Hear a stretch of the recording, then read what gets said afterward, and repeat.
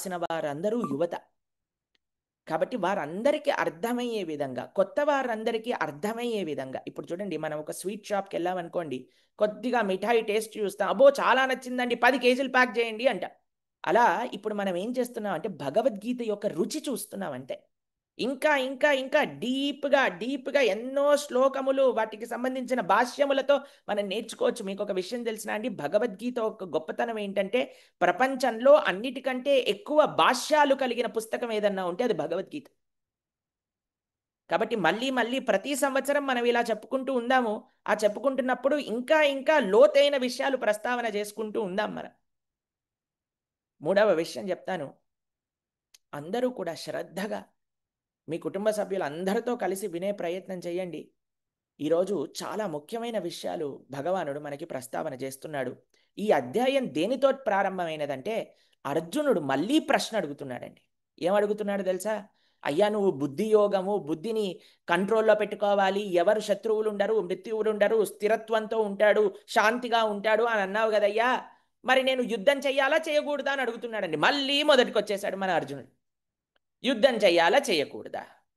ఇక్కడ మీరు చూడండి, భగవద్గీత ఎలాంటిదో అంటే అండి, ఒక ప్రవచనం లాంటిది కాదండి భగవద్గీత. కృష్ణుడికి, అర్జునుడికి మధ్య జరిగింది ఒక క్లాస్ కాదు, ఒక పాడ్‌కాస్ట్. ఇప్పుడు అందరూ కూడా పాడ్‌కాస్ట్‌లు అంటే చాలా ఇష్టపడుతుంటారు. అందుకే అందరూ ప్రభుజీ పాడ్‌కాస్ట్ చేద్దాం అంటూ ఉంటారనమాట. పాడ్‌కాస్ట్‌లో ఎలా ఉంటుందో తెలుసా అండి? ఏ ప్రశ్నైనా అడుగుతూ ఉంటారండి మధ్యలో. వాటికి సమాధానం చెప్తూనే ఉండాలి. అలా కృష్ణుడు, అర్జునుడు ఈ ఇద్దరి యొక్క సంభాషణలో అర్జునుడు ఒక్కొక్క ప్రశ్న అడుగుతూ ఉంటాడు. ఏది ఫ్రీ, ఒక స్ట్రక్చర్డ్, ఇప్పుడు చూడండి, ఒక కోర్స్ కంప్లీట్ చేయాలనుకోండి, మొత్తం సిలబస్ ఉంటుంది. టీచర్ ఈరోజు క్లాస్కి వచ్చి ఇంత కంప్లీట్ చేయాలి, నెక్స్ట్ డే క్లాస్కి వచ్చి ఇంత కంప్లీట్ చేయాలి. కానీ ఇంటర్వ్యూలో, పాడ్కాస్ట్లో అలా ఉండదండి. ఏ ప్రశ్న బట్టి సమాధానం వెళ్తూ ఉంటుంది. అలా అర్జునుడు ఈరోజు అడిగాడు, నేను యుద్ధం చెయ్యనా, చెయ్యొద్దా? అంటే కృష్ణుడు ఏం చెప్పాలండి? ఒక్కటే సమాధానం చెప్పేయచ్చు, నేను దేవుణ్ణి, యుద్ధం చెయ్యాలి అని అనొచ్చండి. కానీ అలా చెప్పలేదండి కృష్ణుడు. ఏమంటాడు తెలుసా అండి? మొత్తం జ్ఞానాన్ని, తత్వాన్ని చెప్పటం ప్రారంభం చేశాడు.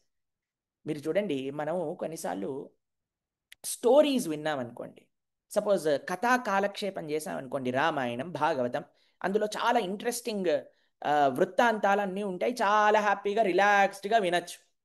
కానీ భగవద్గీత అలాంటిది కాదండి. భగవద్గీత తత్వం, ఫిలాసఫీ.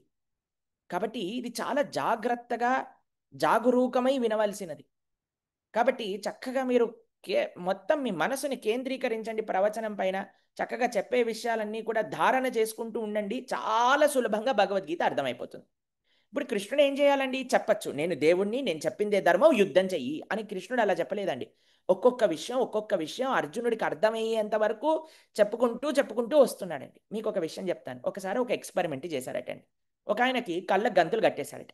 కట్టేసి రూమ్లో నించోబెట్టారు. ఆయన ముందు రకరకాల చైర్, టేబుల్, తర్వాత ఒక సోఫా, అలాంటివన్నీ ఉన్నాయి. లాస్ట్కి ఒక వాల్ ఉంది. ఒక్కొక్కళ్ళని రూమ్లోకి వెళ్ళి ఏం చెప్పారట?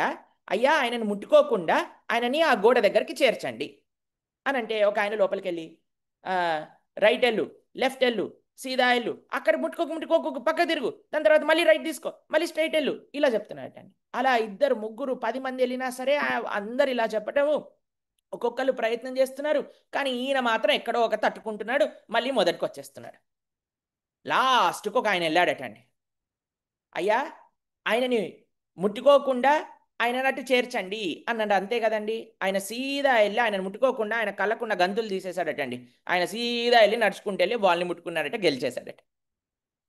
అలా మనము జీవితంలో కృష్ణుడు ఏం చేయిస్తున్నాడు అర్జునుడితో అంటే, అర్జునుడిని ఆలోచింపజేయిస్తున్నాడు అనమాట. అయ్యా, ధర్మము ఎలా ఆచరణ నువ్వు ఆలోచన చెయ్యి, నువ్వు డిసిజన్ తీసుకో. మనం ఇన్స్ట్రక్షన్స్ ఇవ్వచ్చండి, ఇది చెయ్యి, అది చెయ్యి, ఇలా ఉండు, అలా ఉండు, ఇవన్నీ చెప్పచ్చండి. కానీ దానికంటే గొప్పది ఏంటో తెలుసా అండి? ఒకరికి మనస్ఫూర్తిగా వారికి చెయ్యాలి అని వినిపించట.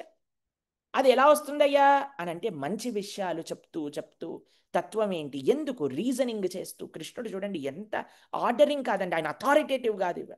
జనాలు ఉంటారు, నేను ఇలా చెప్తున్నాను కాబట్టి చేయాల్సిందే అలా అనట్లేదండి. ఆయన అకామిడేటివ్. కృష్ణుడు చాలా అకామిడేటివ్ అనమాట. జ్ఞానం ఇస్తున్నాడు అర్జునుడికి. అర్జున, నువ్వు ఇది ఇందుకోసం నిన్ను చెయ్యమంటున్నా అని చెప్తున్నాడండి. ఎంత అద్భుతమైన అప్రోచ్ అండి శ్రీకృష్ణ భగవానుడిది. ఎంత వైభవం అండి శ్రీకృష్ణ భగవానుడిది. కాబట్టి ఏం చెప్తున్నాడట, ఏమంటున్నాడు భగవంతుడు? ఇక్కడ అర్జునుడు అడుగుతున్న ప్రశ్న ఏంటి? నేను కర్మ చెయ్యను, నేను సన్యసిస్తాను. నేను ఏం చేయను? కర్మ చెయ్యను, నేను సన్యసిస్తాను. నాకొద్దు ఈ రాజ్యం వద్దు, ఈ గొడవలొద్దు, ఈ అన్న తమ్ముళ్ళని చంపటం వద్దు, నాకేం వద్దు, నేను అరణ్యంలోకి వెళ్ళిపోతాను, అక్కడ హ్యాపీగా తపస్సు చేసుకుంటాను అంటున్నాడు.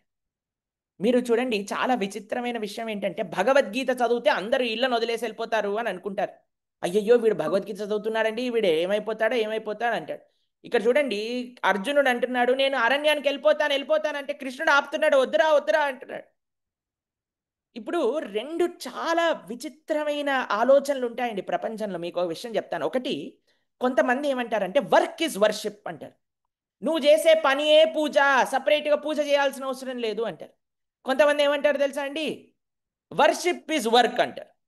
కేవలం ప్రొద్దు నుంచి రాత్రి దాకా పూజ చేస్తూనే ఉంటారు, అన్నీ అయిపోతుంది అనుకుంటారు. కానీ ఈ రెండు కాదండి. భగవద్గీత ఏమని చెప్తుంది, కృష్ణుడు ఏమంటున్నాడు తెలుసా అండి, వర్క్ ఈజ్ వర్షిప్ కాదు, వర్షిప్ ఈజ్ వర్క్ కాదు. మూడవది, వర్క్ యాజ్ వర్షిప్, ఆరాధనగా పని చెయ్యి.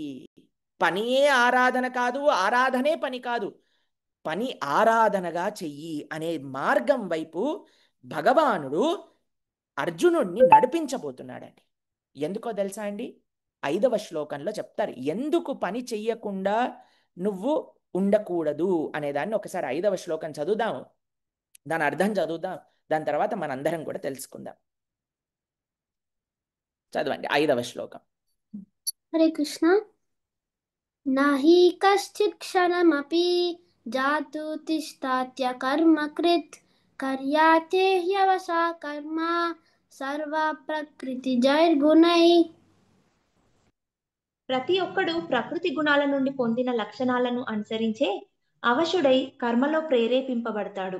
కనుక ఏది చేయకుండా క్షణకాలమైనా ఎవ్వడూ ఉండలేడు. ఏది చేయకుండా క్షణకాలం కూడా మనం ఉండలేమటండి. అందుకే కదండి, ఏదో ఒకటి మనం చక్కగా ప్రవచనం వినొచ్చు, కానీ ఫోన్లో ఏదో వీడియో రాగానే ఫోన్లో వీడియోలు తిప్పుతూ ఉంటాం. ఆ క్లాస్లో మంచిగా మనం చదువుకోవచ్చండి, కానీ ఏదో ఒకటి గుల్లొస్తే ఒకటి పైన ఎరేజర్ వేయటం, ఒకటి పైన షార్ప్నర్ వేయటం, మనల్ని డిస్ట్రాక్ట్. ఒక పని చేస్తున్నా సరే ఇంకో పని చేయకుండా ఉండలేకపోతున్నా, అసలు ఏ పని చేయకుండా ఎలా ఉండగలుగుతామని చెప్పండి. వైరాగ్యం తెప్పించడం అంటే మనుషులలో చాలా కష్టం అండి, తెలిసిన. పాపం ఒక పిల్లలు అనుకున్నారు, ఈ తండ్రి ఏమైనా సరే ఎప్పుడు చూడు ఇలానే ఉంటాడు, వీడికి వైరాగ్యం ఎలా తెప్పించాలి అని బాగా ప్రయత్నించి వాళ్ళు కాశీ యాత్రకు వెళ్తే ఒకసారి చూసారట, ఆ మణికర్ణికా ఘాట్లో మొత్తం అలా శవాలు కారిపోతుంటే ఇక్కడ తీసుకొద్దాము మంచిగా వైరాగ్యం వస్తుందని కూర్చోబెట్టారటండి. వాళ్ళ నాన్నగారు చూస్తూ ఆ శవాలు కారుతుంటే ఒకటే ఏడుస్తున్నారట. పిల్లవాళ్ళు అనుకున్నారు, అమ్మయ్య ఎంత మంచి పని చేశాను, లాస్ట్కైనా మా ముసలి నాన్నకి కొద్దిగైనా వైరాగ్యం వచ్చింది అని. ఆ నాన్న వైరాగ్యం వచ్చిందా, ఎందుకు నాన్న ఏడుస్తున్నావు అంటే, ఏం లేదురా జీవితం అంతా వేస్ట్ చేసేసాను. నానా అదే మీకు చెప్పాలనుకుంటున్నావు, ఏంటి నాన్న నీకు కలిగిన రియలైజేషన్ ఏంటి, సాక్షాత్కారం ఏంటి చెప్పు అంటే, అరే జీవితం అంతా బట్టల కొట్లో కూర్చున్నాను రా, ఇక్కడ కట్టెల వ్యాపారం పెట్టుకుంటే బాగుండేది, చూడండి ఎన్ని కట్టెలు పోతున్నాయో అన్నాడట. అది వైరాగ్యం ఎవరో ఇస్తే వచ్చే వస్తువు కాదండి, అదేం కమాడిటీ కాదండి, ఎక్కడో మనం కొనుక్కోలేమండి. చాలా కష్టం, మనం ఏం పని చేయకుండా ఉండలేము. నిజంగా చాలామంది అనుకుంటారు ఈ సాధువులు అయిపోయారు వీళ్ళు, వాళ్ళ జీవనం బాగుంది అని. అన్నిటికంటే కఠినం అండి బాంధవ్యాల నుంచి దూరంగా ఉండటము, మెటీరియల్ కంఫర్ట్స్ నుంచి దూరంగా ఉండటము. అయితే కృష్ణుడు అంటున్నాడు అర్జునుడితో, అయ్యా ఈ వైరాగ్యం వద్దు, ఇది పని చెయ్యకుండా ఒక్క క్షణం కూడా ఉండలేవు. అలా కానీ నువ్వు ఉంటే అది నిజమైన వైరాగ్యం కాదు, మిథ్యాచారము. 6వ శ్లోకంలో ఏమంటున్నాడు భగవంతుడు చూడండి, నిజంగా లోపల లోతులో వైరాగ్యం రాకుండా కానీ మనం ఆ వైరాగ్యం వచ్చినట్టు చేస్తే అది మిథ్యాచారము. 6వ శ్లోకం చదువుదాం ఒకసారి, ఏమంటున్నారో చూడండి ఒకసారి. కర్మేంద్రియాణి సంయమ్య యా అస్తే మానసా స్మరన్ ఇంద్రియార్థాన్ విమోదాత్మా మిథ్యాచార సౌచ్యతే. కర్మేంద్రియాలను నిగ్రహించిన మనస్సు ఇంద్రియార్థాలపైనే లగ్నమై ఉన్నవాడు నిక్కముగా తనను తాను మోసగించుకొని మిథ్యాచారి అనబడతాడు.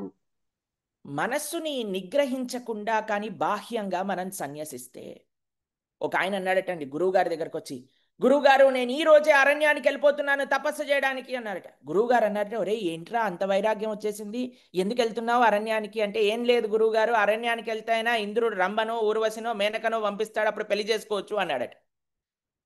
కాబట్టి మనము తపస్సు చేసినా సరే దాంట్లో ఏదో ఒకటి లావాలని ఆశించే వాళ్ళము వైరాగ్య మార్గంలోకి వెళ్తే ఎలా అండి? అర్జునుడికి ఆయన కృష్ణుడికి ఇప్పుడు మనం ఏంటో ఎవరికి తెలుసా అండి? ముగ్గురికి తెలుసండి మనం ఏంటో. ఒకటి భగవానుడికి తెలుసు మనం ఏంటో. ఆయన మన తండ్రి కదండి, మనల్ని సృష్టించిన వాడు ఆయనే కదా, ఆయనకి తెలుసు. గురువులకి తెలుసండి మనం ఏంటో. అందుకే మన ప్రవృత్తి బట్టి వాడు చెప్తూ ఉంటారు. అలానే మన పెద్దలకి తల్లిదండ్రులకి తెలుసు మనం ఏంటో అని. అందుకోసం ఇక్కడ కృష్ణుడు చెప్తున్నాడు, అర్జున నీకు కాదు అర్జున, ఎందుకో తెలుసా అండి, మొన్న మనం చూసాం హనుమ కోతి రూపంలో ఉండి ఆ వారధి కడితే వెళ్ళి ఇలా ఇలా జంప్ చేసేసరికి వారధి కూలిపోగానే నేను అగ్నిలోకి దుంకేస్తా, అభిమన్యుడు పోగానే జయద్రథుని రేపు సాయంత్రం కల్లా చంపేస్తా, ప్రతిసారి ప్రతిజ్ఞ చేస్తాడు ఈయన. ఇంత కోపమైనా సరే ఒకసారి యుధిష్ఠిరుడినే అన్నాడు, నువ్వు గాంధీవాణ్ణి కింద పెట్టమన్నావు కాబట్టి నిన్ను చంపేస్తా. కృష్ణుడికి ఇదే పని, ఎక్కడ అర్జునుడు ఏ ప్రతిజ్ఞ చేస్తాడో వాడిని ఎలా కాపాడాలి. కాబట్టి అర్జునుడికి చెప్తున్నాడు, అర్జునుడి ద్వారా మనందరికీ చెప్తున్నారు, అయ్యా వైరాగ్యం అవసరం లేదు, పనిని వదిలేసి ఉండటం అవసరం లేదు, కానీ ఏం చెయ్యాలి మనం అనంటే 9వ శ్లోకంలో ఎంత అద్భుతంగా భగవానుడు చెప్తున్నాడో ఒకసారి చదువుదాం. 9వ శ్లోకం అర్థమైతే మన జీవనంలో ఏం చెయ్యాలి అని అర్థమవుతుంది. 9వ శ్లోకం చదువుదాం ఒకసారి. యజ్ఞార్థాత్ కర్మణో నిత్రా లోకోయం కర్మ బంధన తదర్థం కర్మ కౌంతేయ ముక్త సంగ సమాచర. విష్ణువు కొరకు యజ్ఞ రూపంలో చేసే కర్మను చేయాలి, లేకపోతే ఈ భౌతిక జగత్తులో కర్మ బంధకారమవుతోంది. అందుకే ఓ కుంతిపుత్ర, అతని ప్రీత్యర్థమే నీ కర్మలను చేయవలసింది. ఆ ప్రకారంగా నీవు సర్వదా బంధ విముక్తుడవై ఉంటావు.